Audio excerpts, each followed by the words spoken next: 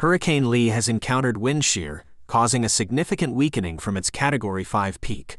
Although it may regain strength over the weekend, its potential landfall areas next week, including Bermuda, Atlantic Canada, and parts of the northeast U.S., remain uncertain. Currently, moderate to strong wind shear is affecting the hurricane, but conditions are expected to become more favorable early next week. Lee's earlier rapid intensification was fueled by warm ocean waters and a moist environment. The hurricane is expected to pass north of the Leeward Islands, but its path beyond that is uncertain due to recent intensity fluctuations and a midweek northward turn.